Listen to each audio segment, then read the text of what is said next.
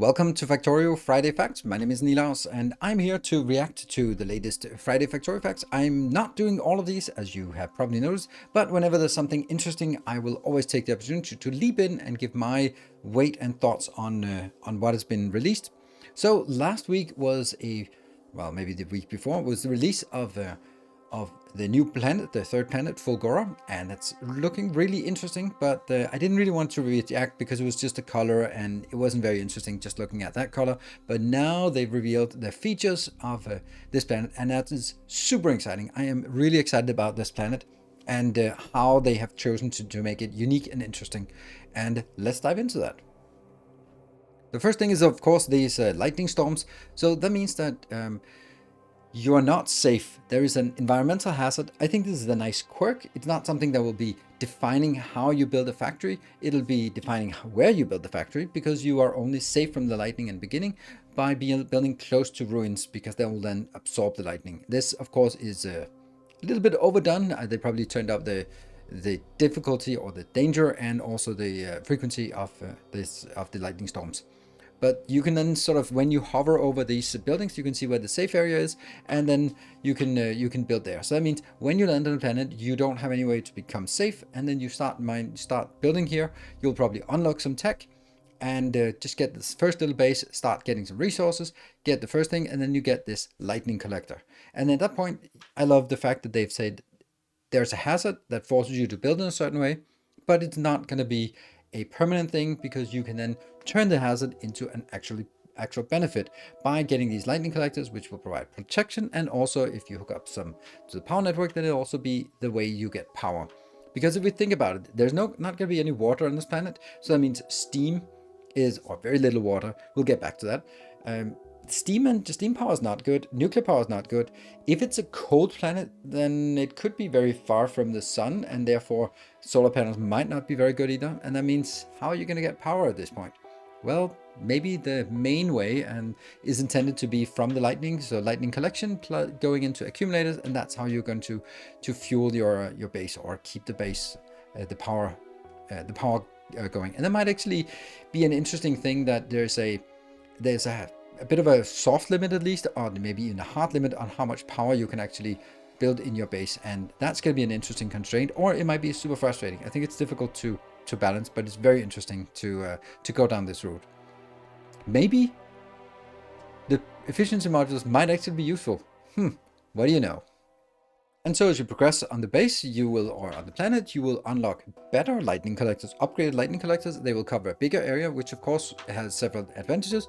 You cover more area with your lightning collectors. That means more of your base is safe with fewer extra buildings, infrastructure buildings, but also they will reach a bigger area, and that means they'll capture more lightning. That means generating more power. That's good. So it's just doubly effective. It's more protection, less infrastructure, and more power, all by upgrades. So that's probably an interesting upgrade to get.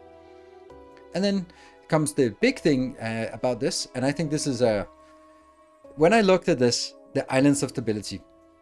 It's brilliant, but I can't help but think that this is their desperate attempt at ruining city block bases, and bus bases for that matter.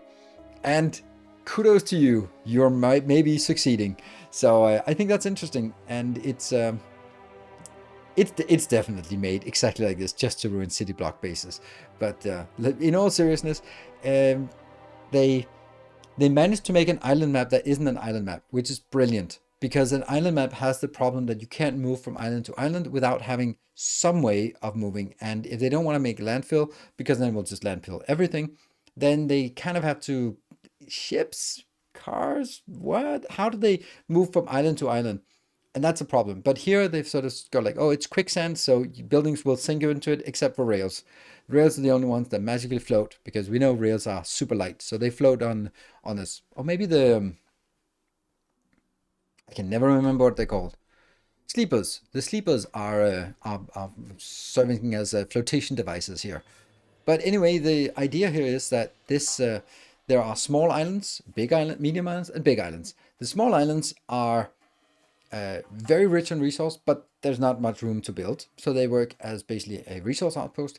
The medium islands are a combination. There's a bit of room to build, but there's also resources to get. So it might be a great way to sort of start out on a medium island where you can get some resources, and you can also get some building space. And then there are big islands that are light on resource, or maybe don't even have any resources, and therefore you can just build a bigger base there. So it looks very interesting, that combination, and then you'll have to sort of find a balance, go out and get some resources, bring them back, and of course belts don't work, so it kind of has to be trains from A to B. So they are in a little bit heavy-handed way forcing us to build a train base. I don't mind building a train base, but it does kind of feel like, okay, it's really just, you must build a train base on this planet.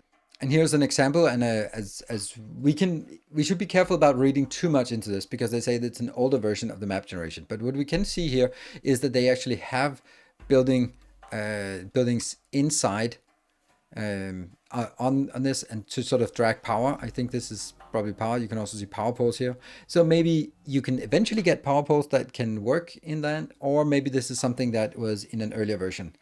And oh my god, this train network. Oh. You can also see down here they have something that clearly goes outside of the domain, so maybe there's a way to landfill later on, or maybe this is again just older design. But it gives an idea about, okay, it's probably going to be a train setup in one way or another, which I think is good, because I like building trains in Factorio. They work great, and with all the changes that have happened to trains, that should be easier for them to go into one of to a scrap pickup whenever there's a load needed. Now there was here's a good comment from Coverx about sort of his first impression of landing on this planet, and when it was first built. Then this concern that I've also articulated, that how are they going to prevent it from just being like, oh, go to a new planet, build the same damn thing again, build another boss base because you need all the stuff there. How are they going to address that? How are they going to make it a unique and new experience?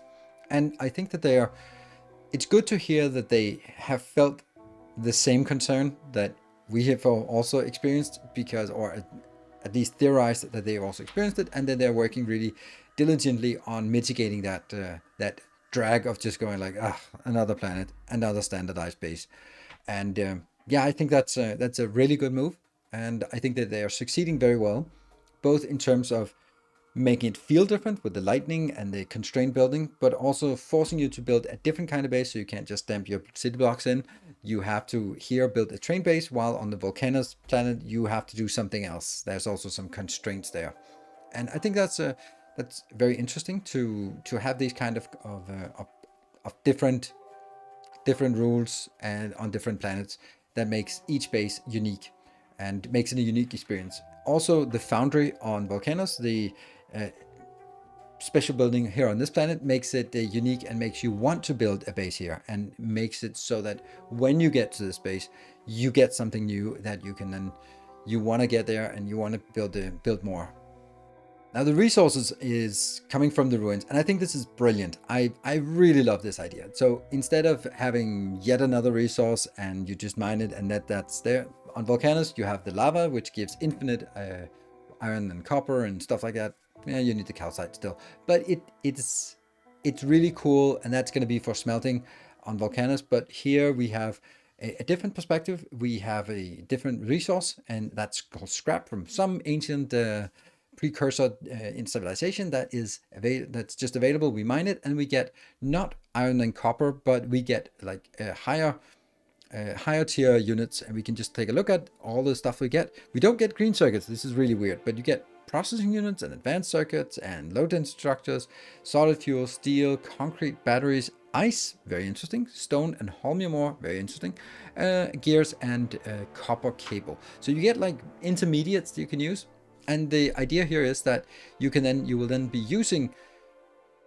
this scrap, and that's the resource you probably bring back to your factory. Your factory will then consist a very high degree of recyclers, which will mean that you can't really control exactly what you're getting, but you're going to get some kind of spread, and you're going to get some blue circuits. Maybe you don't need those, and you're going to get some batteries. Well, if you don't know anything else about the batteries, well, you can just make them into accumulators, but you're also going to get some stuff that you might not need, like way too many gears, and you can then recycle the gears and turn that into iron plates. You can recycle the copper cables and get that into copper plates, and that's how you get copper and iron on this planet without getting it in anywhere else. So it's really interesting that it kind of skips the mining, and then you get the intermediates, and you have to work your way back to base components.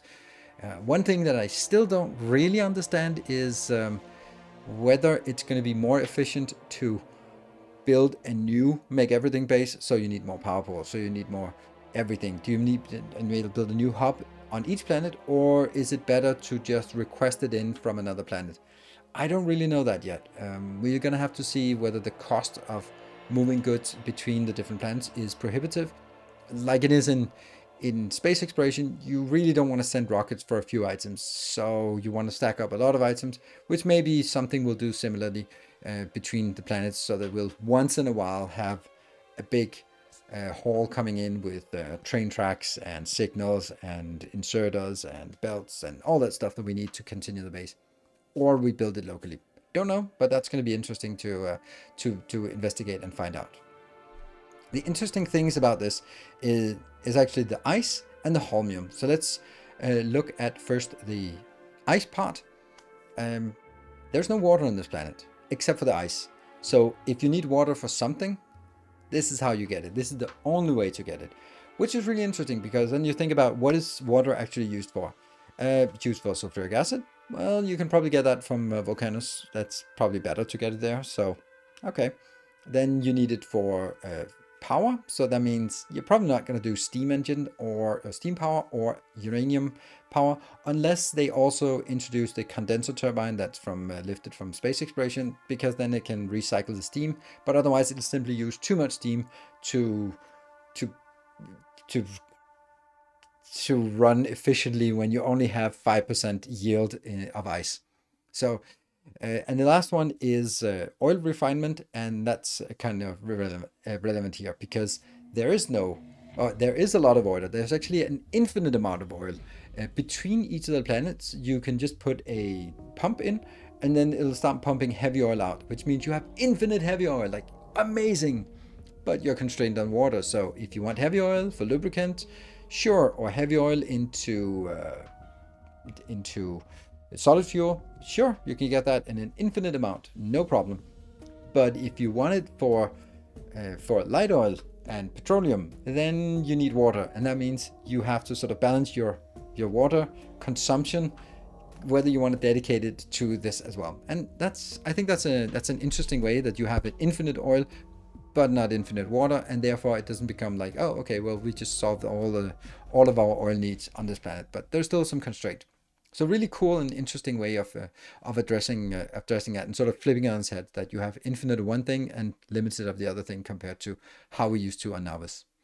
Holmium, it's a real element apparently, but it's also an element that is heavily featured in space exploration, which kind of makes it icky for me. I think they should have chosen something else. That's right. What's wrong with titanium? Everyone wants titanium. Put titanium. Maybe if you have holmium but not titanium, it's a little annoying to me, but it's like a pet peeve of too many. I don't like too many things being lifted out of space exploration and put into the expansion. I think there's a lot of new stuff, but every time something is lifted directly out of the outer space exploration, it just feels a little icky to me. But that's a personal thing.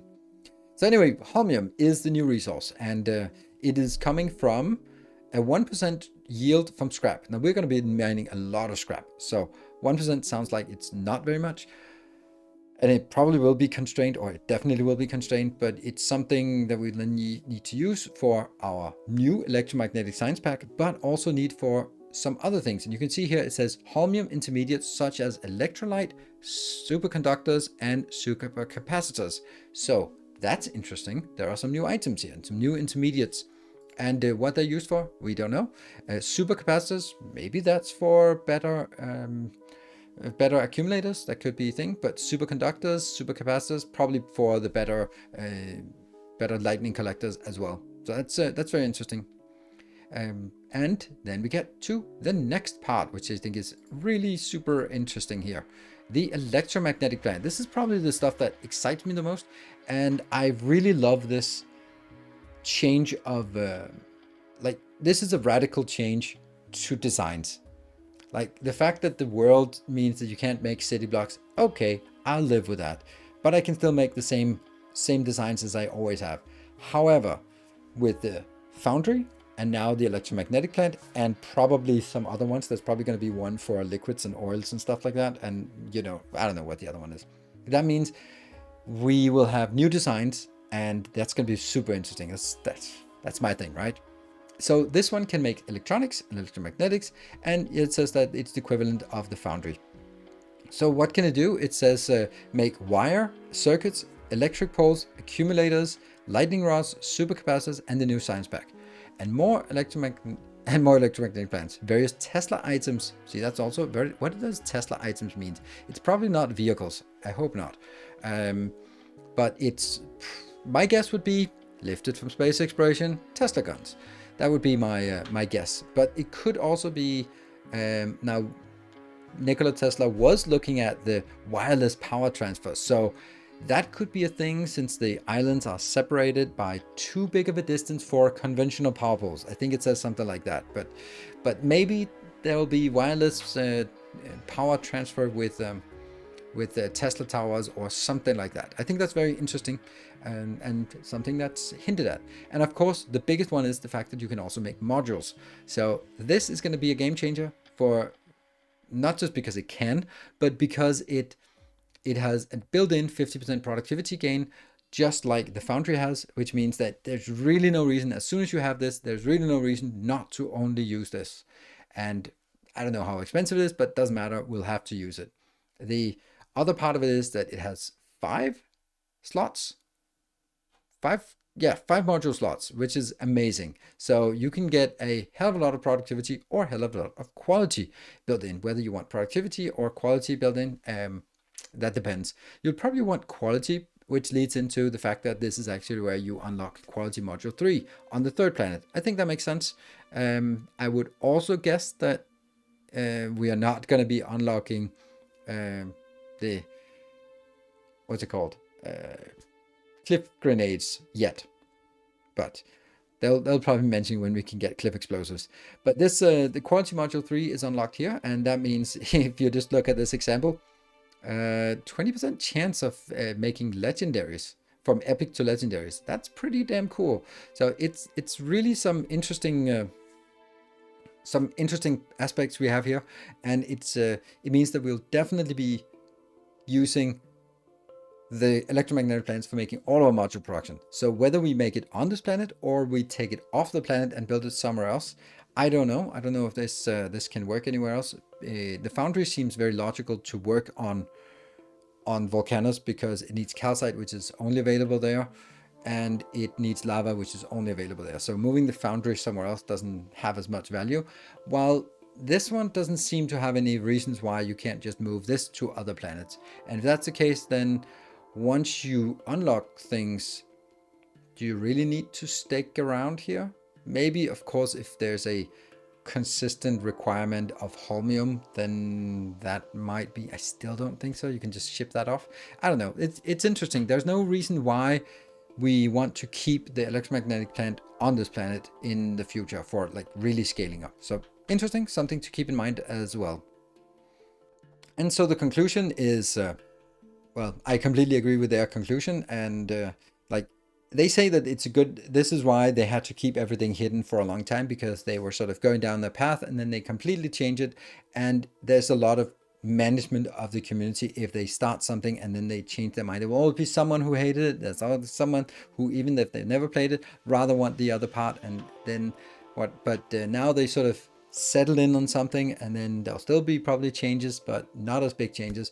This is sort of the essence of it. There's lightning becomes power, and you know, it's the constraints of having infinite oil, recycled water, ruins as resource, the scrap, how to recycle that. All those things seem really fundamental to this planet. If there are small tweaks in balance and the composition, that doesn't change it, but it's certainly going to be, when you get to this planet, you have to have a different mindset and a different way of building, and you get unlocked new and interesting things. So I'm super excited about this planet, and I'm super excited about the direction that it's taking.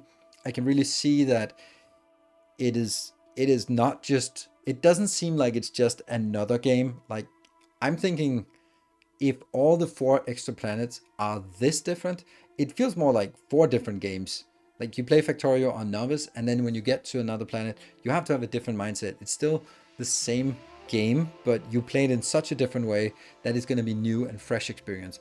And I think that's amazing. So I'm with this release, my excitement is growing even more. So well done on both the marketing, the fact that you're releasing this information now and building up the hype. I'm really excited about it, but also how that twisted turn of game development has led to this point.